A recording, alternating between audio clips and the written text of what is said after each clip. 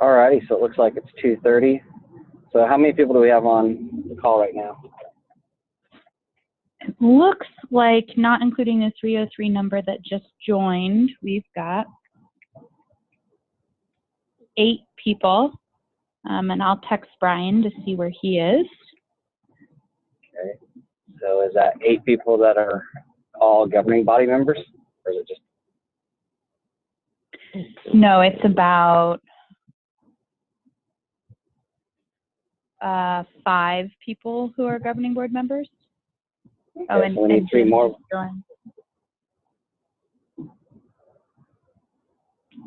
Okay, so we don't have enough people to actually approve the meeting minutes. And then we're waiting on Brian to do the update, right?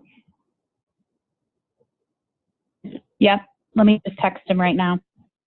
Okay, let's text Brian, see where he's at. We'll wait a minute or two to see if other people get on. And if not, we'll skip over Brian and go right to outreach with Ed.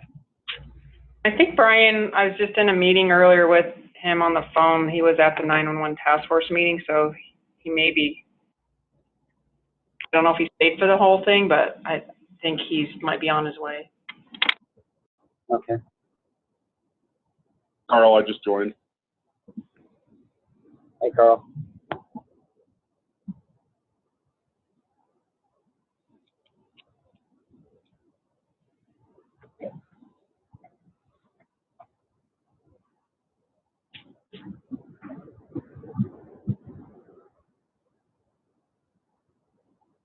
If you're the 303-326 number, can you please identify yourself?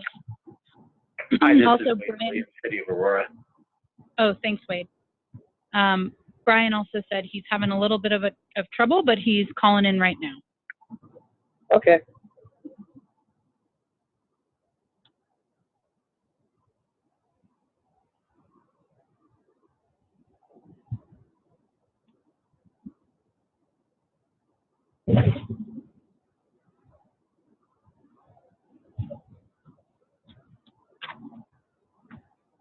I'll tell you what, while we wait for Brian to get on and get connected, Ed, do you want to go ahead and just do your update real quick?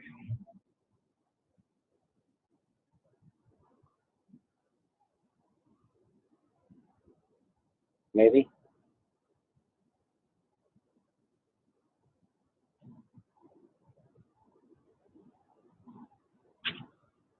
He was having some connectivity issues too for some reason, so he may have accidentally dropped off. Okay. So no Brian, no Ed. Hey, want to update us on AdCom and demobbing some of the sites? I don't think Joel's on either, though, is he? I don't think Joel's on either. So give us just one more second. I think Brian should be on in a sec.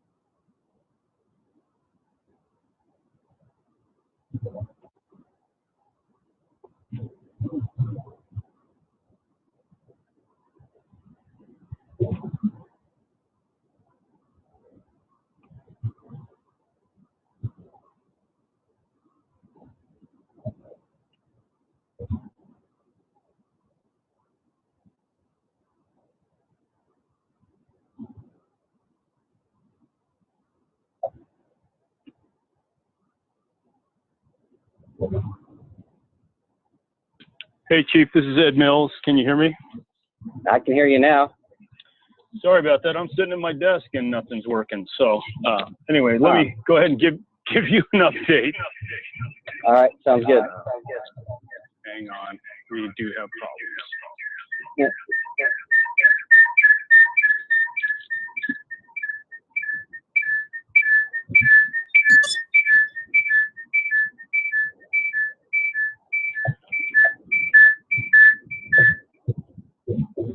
Okay. Now, can you hear me okay?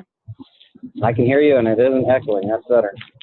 I don't know what is going on. Anyway, let me give you a recap. I was just talking off and nobody could hear me, but we do want to tell you that we actually appreciate all your efforts in the last 4 years. Kim and I actually started in February 4 years ago, and we really couldn't have done what we did without your help getting us into various meetings and using your influence to, to push forward the message. We have some exciting things that, we will be working on right now. I am calling around to all the stakeholders that we've been working with, and we're trying to find out and get a really good idea of what kind of technology is being used in the field, what they'd like to use in the field in the future, and really how this transformation of communication is going to impact our agencies. So please know that I'll be reaching out, and if there are any people that you want us to come out and interface with and talk with, please let us know who those individuals are, and again, be that bridge for us and help us as we go forward. Once we get everything kind of settled here, we will make sure that we give you all the completed scheduled activities, outreach statistics, everything that we've done in the last few years. We will continue to use the newsletter website to get key information about what's been going on. We are now making some rounds and setting some appointments so that we can actually go back out to our stakeholders.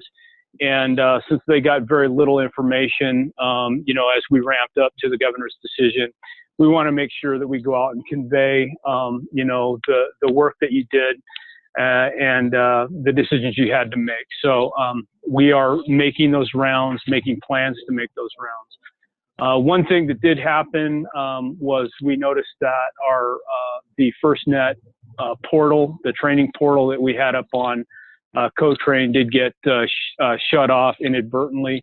And so I've opened that portal up again for 2 years. So it's just a really good way for if somebody wants to know about the history of FirstNet, what you've been doing the last several years, they can go in for that. And again, YouTube is one of the best resources that we have, because we have left legacy information about everything that has been done in the outreach, the education, the work with signals analytics. All of that's been encapsulated in there. So if anybody's wanting any of that information, please send them to that. And again, our staff is always here, and we're available if anyone needs a rundown on the history or needs some vital information as it relates to FirstNet and the work of FirstNet Colorado. And Chief, I'll just leave it right there. Okay, hey, I did have one question though for you, Ed. Have you are you talking to FirstNet outreach people? So we are doing. Brian's probably going to be better to answer this question more in depth. We are doing some limited. I won't call it outreach, but I'll call it facilitation under SLGP 0.20. There are certain things that we can and cannot do. And so, for example, Summit County has asked through the Northwest COG for a meeting so that they can talk about AT&T's plans to build out. And so we are facilitating a meeting through AT&T and FirstNet. We'll have representation there from the state side, as well as they're asking for some other state agencies. That is, Summit County is, Northwest COG is asking. And at this point, that meeting is going to occur on February 5th. And AT&T has agreed, FirstNet's agreed. But in moving forward, we're going to have to be very careful about, we basically can't do any outreach and education without involving FirstNet and AT&T. Right. Sarah, is that accurate? Yeah, we'll probably get more into that, Chief, today. Brian is on the call now, so he'll talk more about what our SLGP activities are going to look like. But we are not allowed to do any sort of outreach and education event unless it's requested by FirstNet and AT&T. Right. Okay. So why don't we skip into Brian and let him do the FirstNet update and kind of cover some of those things. Thanks, Chief, and sorry, everyone. I was running back from a meeting in Aurora, and I'm picking up my house, and I walked in my door, and all the connectivity in my house is out. So I was trying to figure out what the heck is going on. So, to answer your question real quick, Chief, Sarah and I did a good job. So the grant is very specific about what we can and can't do with outreach.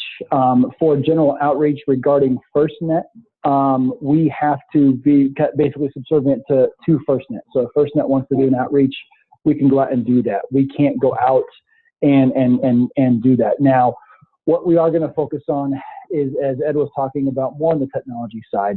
We can go out and we can do work around things such as the technology transition, LMR and LTE integration, utilizing data services, more. The other thing we can do that we're excited about is working statewide to facilitate data sharing. Obviously, a lot of the stuff we talked about is data, and there's some roadblocks, a lot of them illegal, around, sharing data. Whose data is it? Who has access? What's the specific agency's policies on data sharing, that kind of thing. So we're hoping to really go around the state to facilitate those. We can do. Go ahead, Chief. I was just gonna say, can we also, because I don't think it gets into the FirstNet world too much, is can we actually do some stuff around the technology, but like almost like showcase or best practice studies, so if we see let's say Grand Junction, for example, doing something really good with, mobile hotspots in vehicles and getting extended range and stuff, can we host some of those kind of user interfaces, best practices around how to use, your LTE data, how to pair it up, to enhance your agency's response capabilities, data sharing capabilities, some things like that? Absolutely, and that's what we're planning on. I've been talking with Ed. There's been some folks that have reached out to us in the past about doing some kind of like day-long conferences on technology. We kind of put them off last year just because we had so much going on. So that's our intent, is to hold some conferences where we focus. We're really network agnostic and technology agnostic. So we're just saying, here's the technology exists. It doesn't matter who you're using. You should be able to utilize this technology. And here's some best practices. Bring in vendors. Bring in agencies. What we'd love to do is have some of the agencies that have been more out front on some of this technology, like you said, help teach some agencies that are still trying to get up to speed on it. We would have everyone involved there. So those are some of the things we're looking at. Maybe doing like 2 big events a year, and then doing some regional ones or some smaller ones too. So that is definitely on the radar. Cool. Yeah. So real quick, to get back on the agenda. So I just wanted to kind of review the opt-in, opt-out decision. I just more of a placeholder for conversation. If there's anyone that wanted to have some conversation on it that missed one of the meetings, if anyone wanted to ask me questions regarding, the governor's involvement or any of that type of stuff, please feel free. So I guess this was more as a placeholder just for open discussion if anyone had any.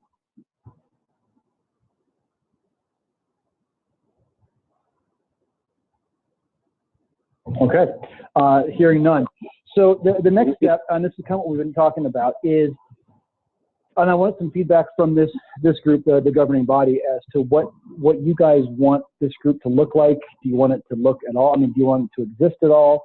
How do you want it to exist? What are some kind of timeframes you want to meet? Just what are some thoughts, around what you guys want to be involved with? I will say we are talking, with several other groups about starting to try to consolidate the efforts around all the different communication systems and mechanisms in the state, whether it be transportation, 911, or LMR, or LTE, or public health, into kind of a concerted effort. So that's one thing we're talking about. So given that, we'd just love some feedback from this group about what this group wants to do and where you see your role, and does everyone want to stay involved in this? Perfect. You know what? And I'll go ahead and I'll lead off, because we started to have this conversation with the governor in his office the other day on that. And, initially, at least one component I see for this group staying together is it gives AT&T kind of a place that's already pre-designated for a report out.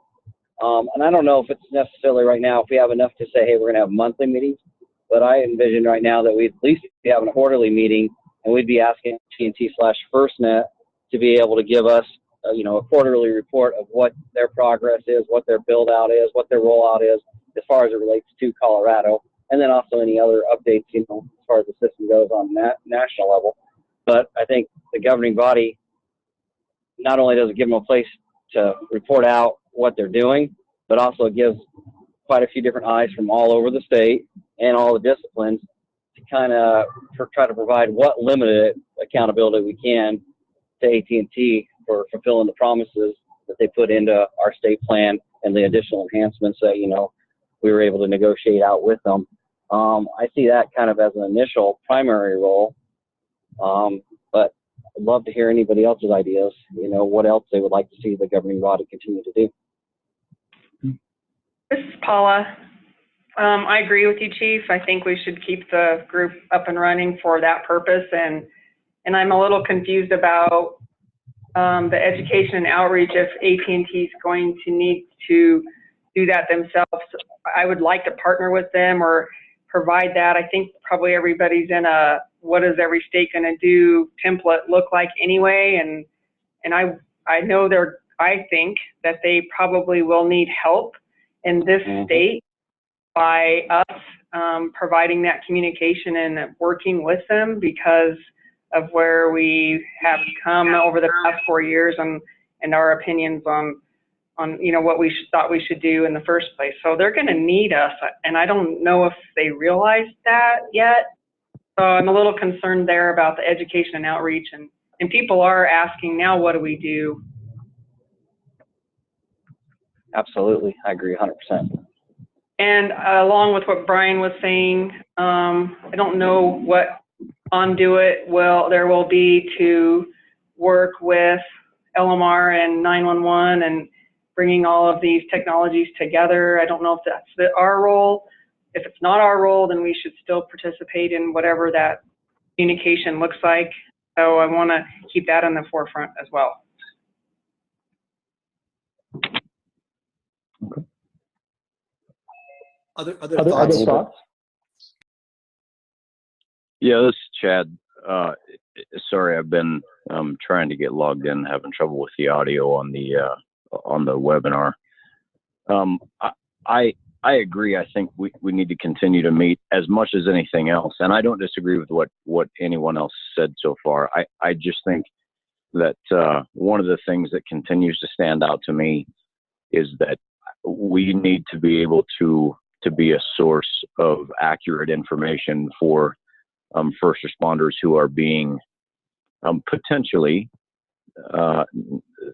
when AT&T is not being completely honest and upfront.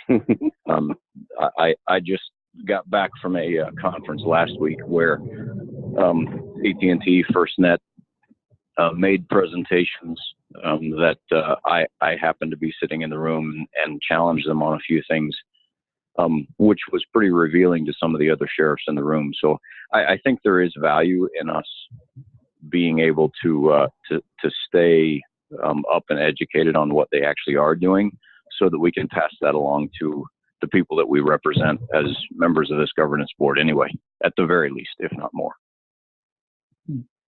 Absolutely. And I don't know if everybody's 100% sure, or I don't know if we had this conversation with the entire board or not, but the governor did commit, you know, he's supportive of the board staying in place.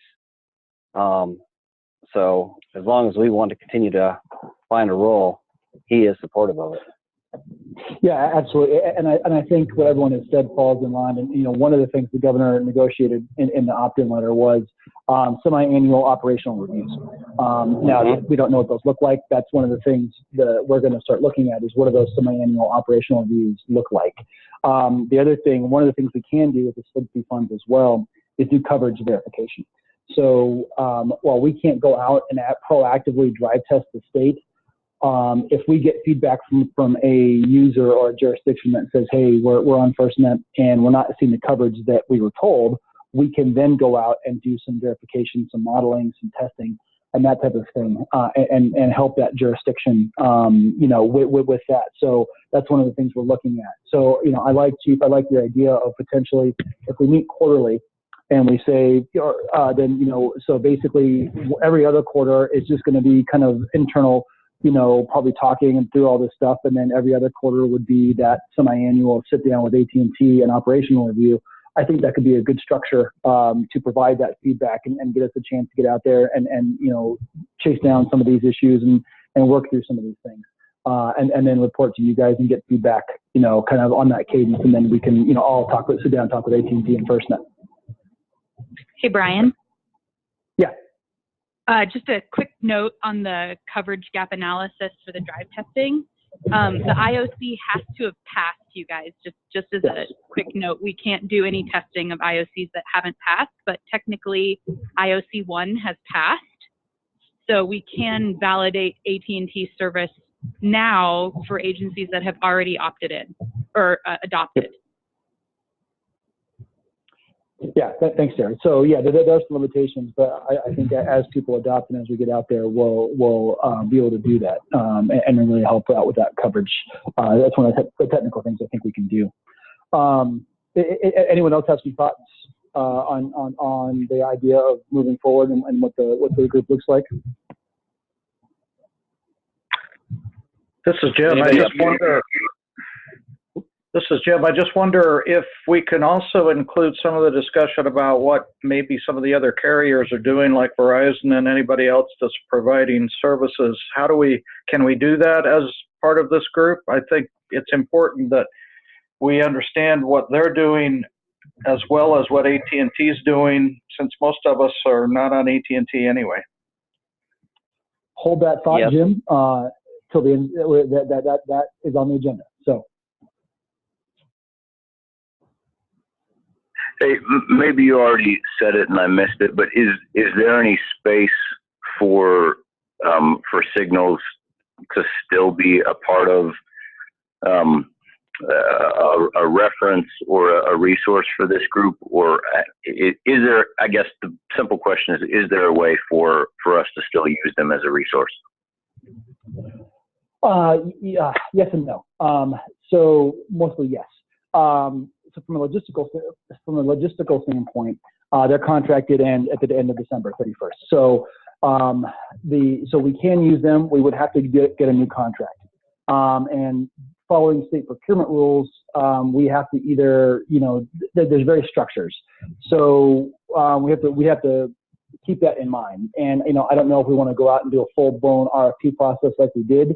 There is a mechanism in the state procurement code to allow us to do some smaller chunks of work and not have to go out to a full-blown RFP.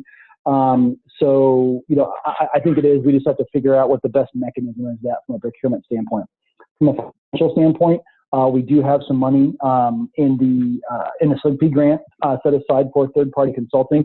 Again, it has to be tied very tightly with a specific task. So whether that be coverage modeling or technology transition or data sharing. So I think some of the services we would look for do fall within those categories. And then we also, in the decision item that we're working towards to continue Sarah and Ed's position permanently, there is some additional funding for resources like that as well. So I think we will be able to. We just have to be very cognizant and do some very tight scopes of work to make sure we do that. So as we get along, I would welcome feedback from the group to say, here's what I would like to hear this from Signals, or I would like Signals to be able to tell me this. On a quarterly basis or on a yearly basis, that kind of thing. That would help us drive the needs that we have.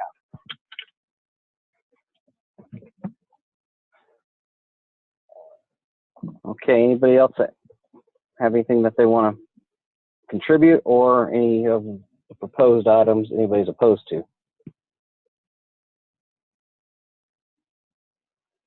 All right, it sounds like we kind of have a rough framework. I did want to go back to, I know the question about, can we look at what other people are doing? I think mainly the interest is what's Verizon doing. Do you want to touch on that, Brian? Because I know the answer is yes, but. Yeah. So I have been in contact with Verizon for a while. We had to be very careful when we had the RFP process going on because they were involved in the RFP process, so we couldn't have too many conversations outside of the RFP process. So a few folks on the board were involved in those, and so they had a little bit more knowledge. After the RFP process was completed, I did have a conversation with some Verizon folks after that, and they wanted to come and they talked about doing just this. And I told them, I said, I think it's premature. This was in December. I said, let us get through this process and then do that. So since then, I have reached out and had a couple good conversations with some folks at Verizon. And what they want to do is they want to come out to Colorado, and they're willing to bring whomever we request to come out and present to this group about their services. So for the folks that were involved in the RFP, a lot of the conversation would be similar to that we saw. And in talking with their representative, I think what we came up with was kind of a two-pronged approach. So what we're hoping for is at the next regularly scheduled board meeting, which is the 15th of February, so Verizon and their executives will be out here physically to address the board and talk with the board and talk about what their services are, what their plans are, how they feel they fit in the public safety, and as part of this public meeting. In addition to that, what we're going to do is probably from 1 to 2:30. So our meeting is 2:30 to 3:30, or we can go to 4 since we have them out here. From 1 to 2:30, we're going to hold more of a working session where folks that are willing to sign an NDA, and for those that were on the RFP group, you've already signed that NDA, that they will sit down with us and get into in-depth, talk coverage maps, talk network architecture, talk specifics. And when we talk through, they said that they don't want to do that in a public hearing. So that's why we decided to break it up, just because this group, we want to maintain that public structure. And this is a public meeting and anyone can come and listen in. So we thought that was a good approach, was to break it up and say, if you want to spend the time and sign the NDA and really get a deep understanding, you can do that ahead of the board meeting. And at the board meeting, they'll present more of a public-facing presentation to the board and whoever else is here. So we will be getting some information out to everybody and other groups, you guys, and I'll base as many people as we can. But pencil that in for that next board meeting on the 15th. Of February. And if anyone is interested, if anyone has feedback that specific things they would want to hear from Verizon, please let us know, and we'll tailor that presentation, whether it's the private one or the public one. Any questions or comments on that?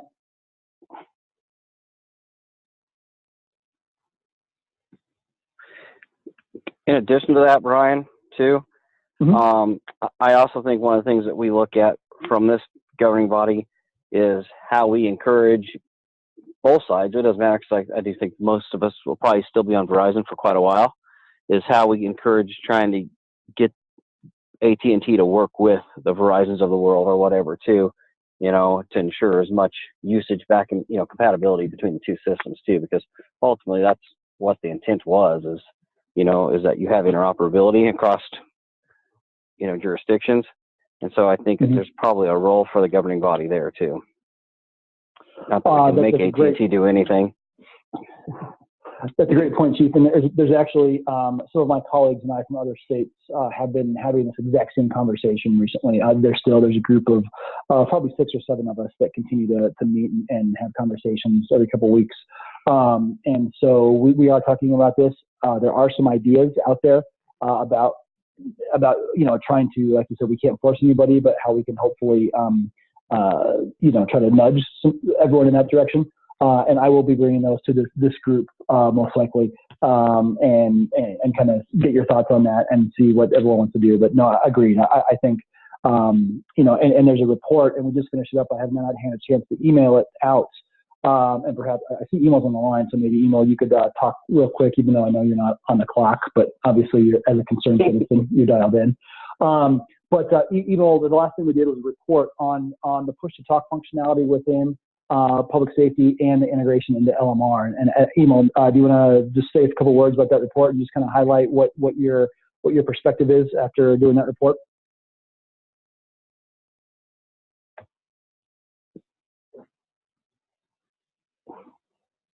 He don't want to talk to you, Brian.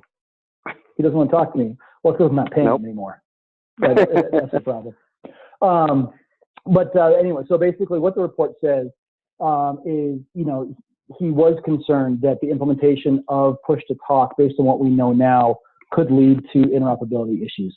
What the report does is it kind of lays out all the different options for implementing push-to-talk and mission-critical push-to-talk and integrating with LMR networks. Basically he did interviews with Nokia and a whole bunch of other vendors. He did request interviews with AT&T, FirstNet, and Motorola, and those organizations denied and turned down the request for an interview.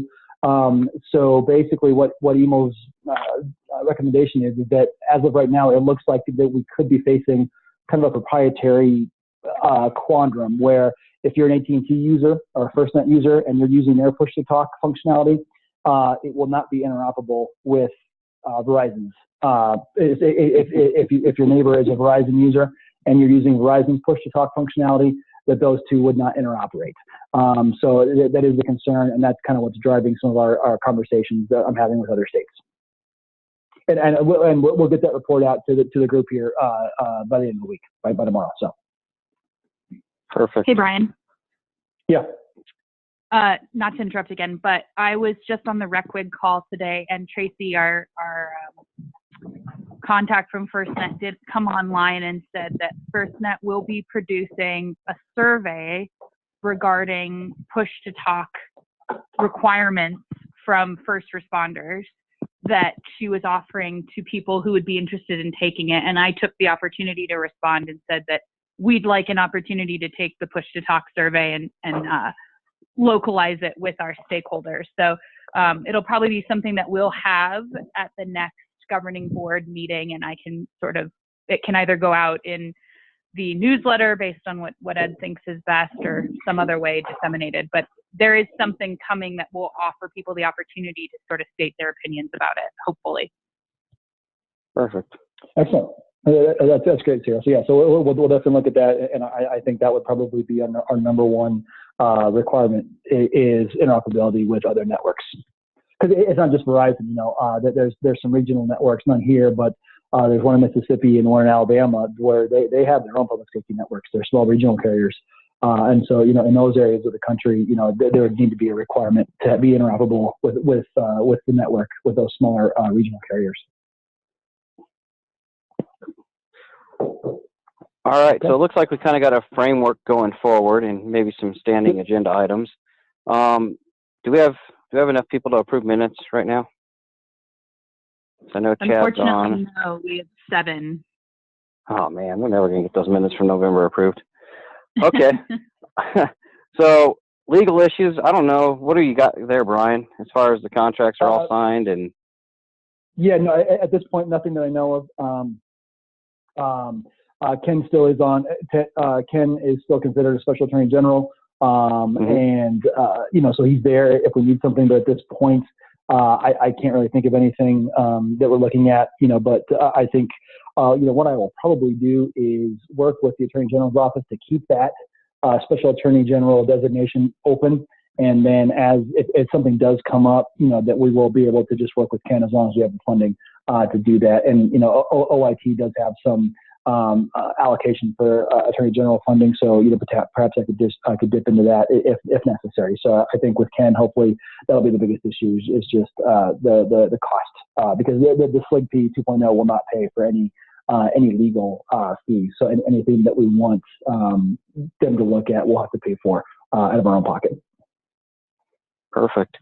And then under old new business, really the only thing that was there was talking about Verizon in February, which I think you already did. Yep. So yep. And like I said, we'll get some more information out. Does anybody else have anything, either old business or new business they wanted to discuss under there? I think I'll point out, Chief, it's on an important date, IWCE. If anyone does want to go to IWCE, the new SLIG-P 2.0 grant will pay for it. So Sarah and Ed and I are all going out. Kim's not going to go. She's just getting back into the workflow at the end of this month, end of February. So IWCE is the first week of March. So we're going. So if anyone is interested in going to that, let us know because the SLIG-P 2.0 grant will pay for the travel expenses. Cool. And Chief, can I say something about that? This is Ed. Yeah. What we're doing right now and what Brian was talking about and what I mentioned earlier about the technology and seeing how it all flows together, we're setting up a lot of meetings. So if you do go, we'll get you involved in those where we can sit down face to face with some of the manufacturers and people who have innovations and really get your ideas on what you need moving forward and what's going to be beneficial to us not only in the future, but today, right now, so that we can get the kind of support we need from not only Land Mobile Radio, but also from LTE through that integration. Perfect. So with that, does anybody else have anything else they want to add today? Any kind of general discussion, questions, comments that we didn't cover? Anybody?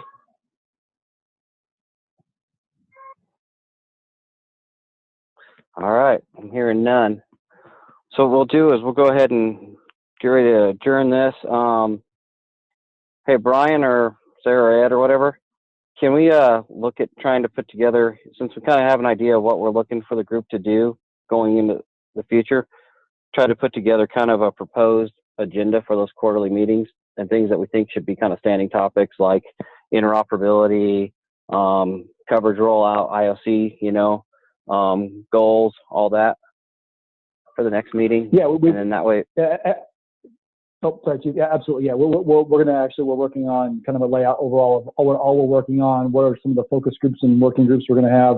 What are the quarterly meetings gonna look like? What would the semi-annual operational reviews look like? So we're gonna get that out. Hopefully the next 2 or 3 weeks, we'll get that out to everyone and can review it at the same time we have that February meeting. So.